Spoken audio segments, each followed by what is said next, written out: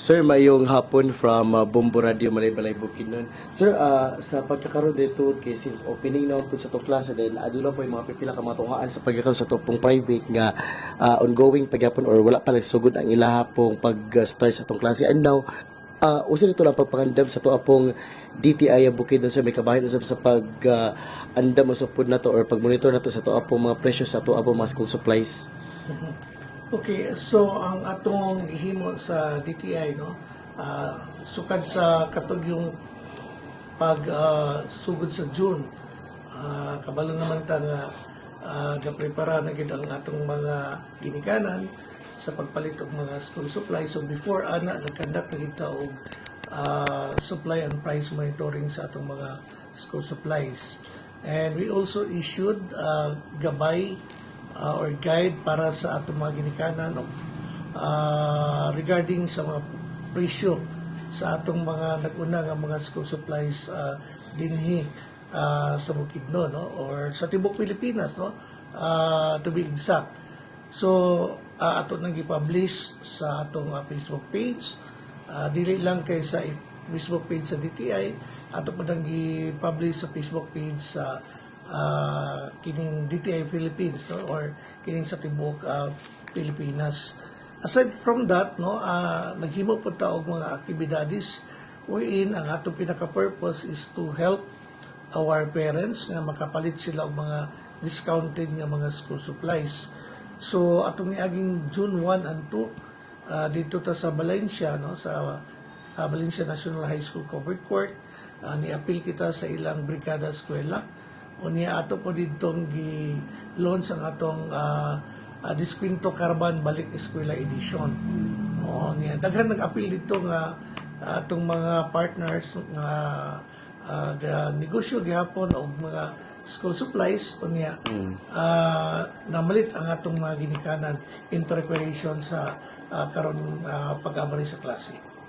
Sir, naabot tayo mga presyo di nga kini bang ato ang mga gipasulod, like kini mga range na to, just like for example sa kining ballpen na to, notebook na to, og sa pipila usab ka mga school supplies. Okay. So nata, no, ang atong mahatag sa inyo karon, no, para gid nga na ay idea ang atong mga ginikanan, no, labi na sa katong magpalit og school supplies. So nakita nato nga sa atong bag-o nga gi-issue karon nga price guide para sa itong mga ginikanan. So naay nakita namo nga pipila ka mga school supplies nga nag-increase ang ilang presyo, no. So sa 154 plus, no, nga mga SKUs nga atong gina-monitor, we're talking about school supplies, naay 13%, no, or 20 ka mga SKUs ang nag-increase ang iyang presyo, pero napoy 17% or 26% ka mga SKUs ang nibos ang presyo. Ang uban na 70% ang nagpabili ng iyang presyo. So nakita na to sa pagkakaroon,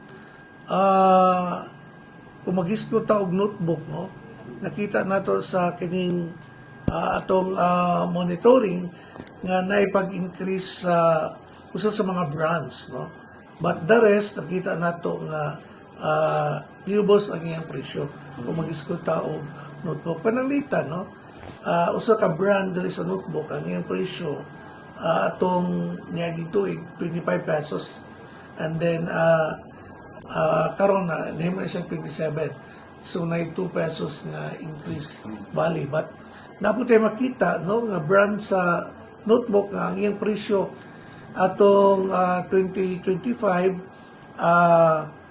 ang iyang presyo is naa sa 24 pesos, but karon mapalit na lang pod nato og 20 pesos, no. So kana example lang, no, notebook ug apil na dinhi ang uban nga mga items, no. Isa na atong nakita dinhi nga nagubos ang presyo, kining gitawag na to og notebook na spiral, no.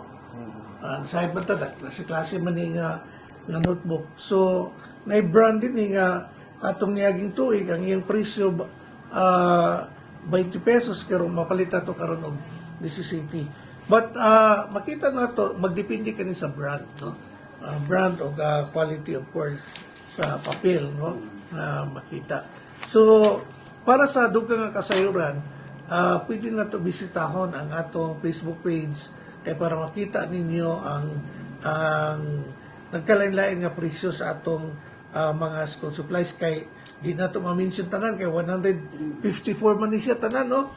Muna nga gitagaan ta lang mo og idea, no, nga adunay 20 ka SKUs or 13%, no, sa 154 SKUs nga gina-monitor sa DTI nga nag-increase, napoy nang ubos nga 17%. The rest 70 no, 70 nagpabili ng iyang presyo.